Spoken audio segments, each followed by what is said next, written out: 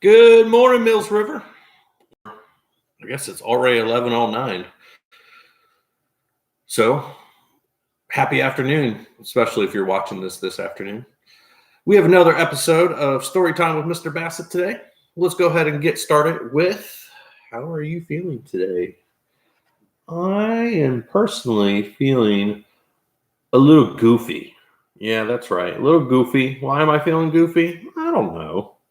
Maybe sometimes when I get a little bored or get a little excited, that turns into goofiness. Yep, so I'm a little goofy. I hope you're doing all right today. Wait a second. Go tapping my leg over here. Oh, it is our friend Marshmallow. Say hi, Marshmallow. Oh, hey, everybody. Oh, Mr. Bassett, do I get to be on your show today? You're on my show today. And you said you had something you wanted to talk about? I do. Should I tell you or tell the camera? Why don't you tell the camera? Okay. Hey, everybody. Hey, Mills River students. I had a feeling that I wanted to talk about today because Mr. Bassett says we should check in on our feelings every day. And I noticed that I'm feeling a little nervous about sleeping. You're nervous about sleeping? Yeah, well, I'm kind of nervous about sleeping because I've been having nightmares. Nightmares? That sounds scary. It has been scary. Well, Marshmallow, what does a nightmare for you look like? Oh, well, of course, you run out of marshmallows for my snack time, and I have to eat vegetables. Well, I can understand how that could be hard for you, but we're not going to run out of marshmallows. And besides, eating some vegetables wouldn't be the worst thing ever. I know, but when I wake up at night, then I have trouble getting back to sleep. And all I can think about is all the scary stuff in my head. Well, I'll tell you what, Marshmallow. In today's lesson, we will read a special story about nightmares.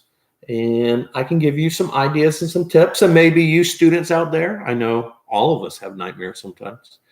You can try out some of the tips that I give you as well. Because getting a good night's sleep is one of the most important steps to habit 7, keeping your saw sharp. I do want to keep my saw sharp. I don't want to fall asleep during my favorite TV show this afternoon. I need to get this nightmare thing under control.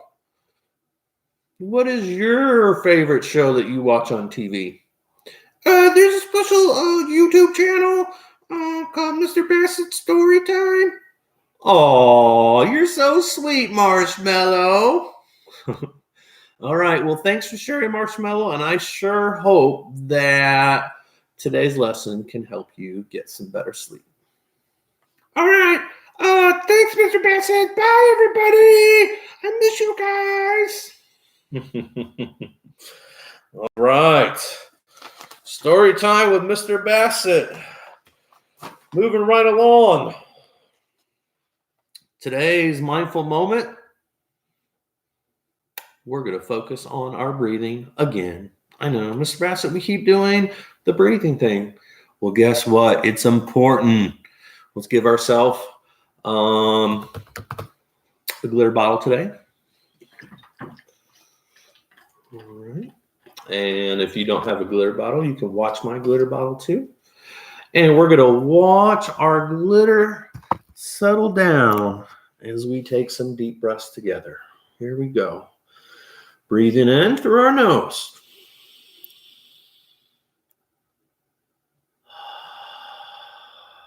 Out through our mouth. Notice how all the things that are bothering you, all the things that you're worried about as you breathe, they don't go away, but they can settle down so we can think more clearly. Breathing in again. And breathing out. We'll do one more. Breathing in.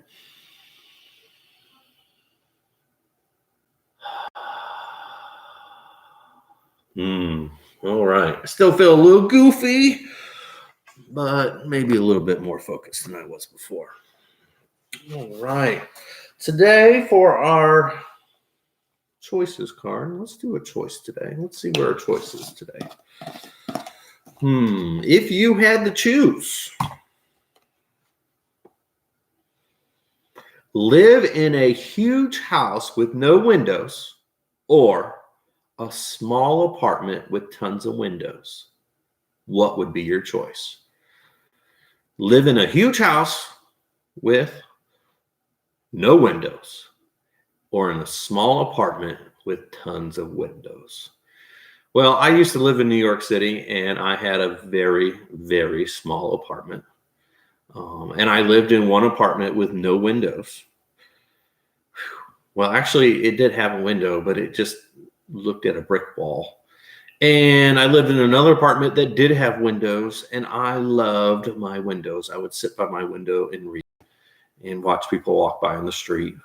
So I think after that experience, I would definitely choose a small apartment with tons of windows over a huge house with no windows. That's what I would choose. What would you choose? And time for attitude in a jar. Let's see what we can learn from this today. It says, worrying is like rocking a chair. It gives me something to do, but it won't get me anywhere. That's true. They say that worrying doesn't change anything, right? But if we check in and we notice that we're worrying, there are things we can do about that. One of the easiest ways to deal with worries is to address your worry. Like if you're worried about getting all your homework done, the best way to get rid of that worry is to, that's right, get your homework done. Not all things are that easy. And so if you are worried about something, my suggestion is talk to somebody about it. Talk to a friend, talk to a family member. And if that is not enough, send me an email and we can set up a special time, just you and me, and or a parent, and we can talk about what is worrying or bothering you. All right. Attitude in the jar is done. Moving right along. Need some electrical power. Isn't that cool? Wow. Oh, yeah, it looks good on camera. Okay, I'm all charged up. Moving on. Time for our daily stretch. See what it will be today.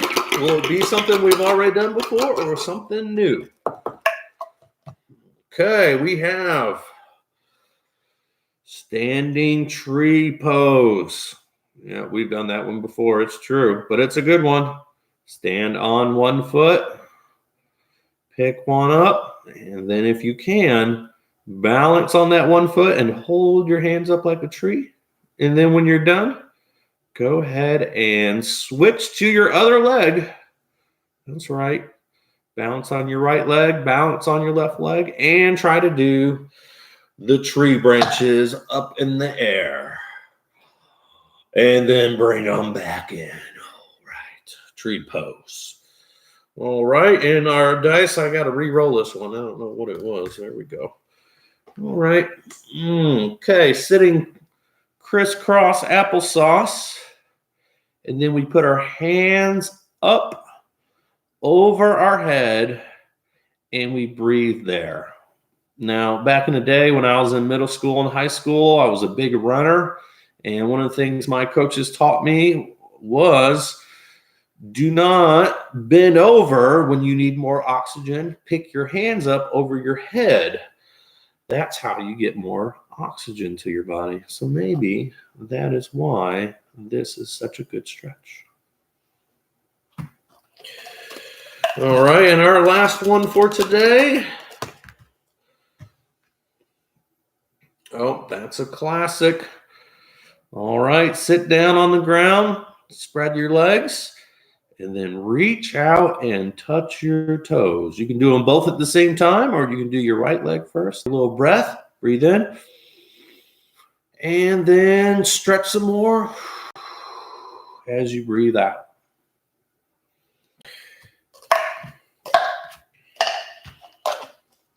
Daily stretch is done. And that means it is time for today's story. And Marshmallow shared that she was having some nightmares. And I'll be honest, I've had some nightmares. We all have nightmares from time to time. And a lot of times, nightmares don't mean anything. They're just scary things that happen in our lives. And sometimes they're happening for reasons like there are things in our mind that are bothering us. And I think that there are some things on a lot of our minds as we get used to our new schedule.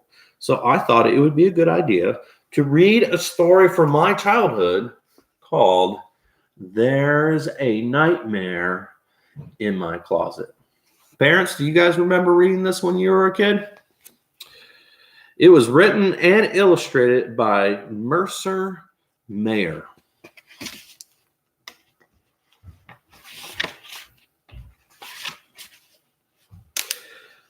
There used to be a nightmare in my closet.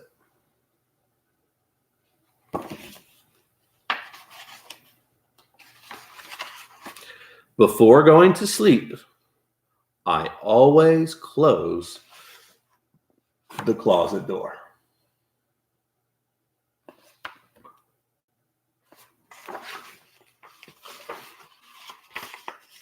I was even afraid to turn around and look.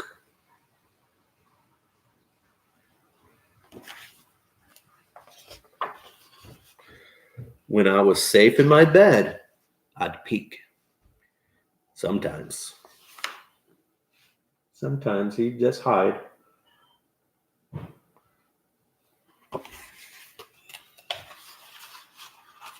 One night, I decided to get rid of my nightmare once and for all.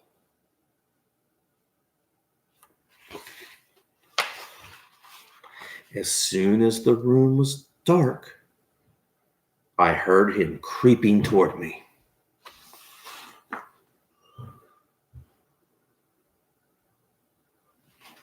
It's a scary looking nightmare. Quickly, I turned on the light and I caught him sitting at the foot of my bed. Go away, nightmare, or I'll get rid of you, I said.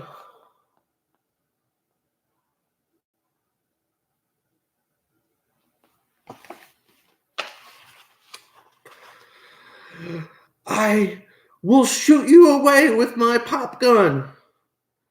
But then my nightmare began to cry. Wait a second. That nightmare doesn't look so scary anymore.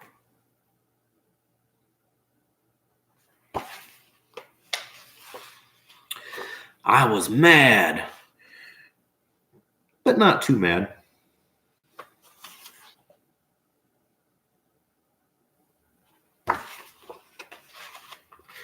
Nightmare, be quiet, or you'll wake Mommy and Daddy, I said. He wouldn't stop crying. So I took him by the hand.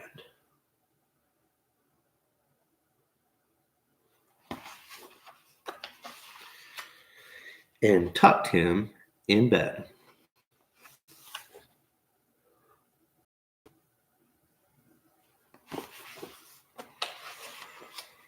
And closed the closet door.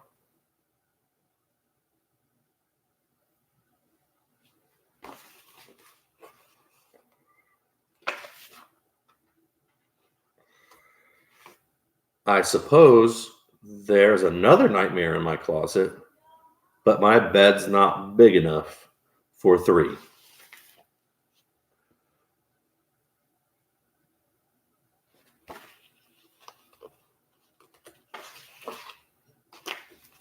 And then the book ends with this picture.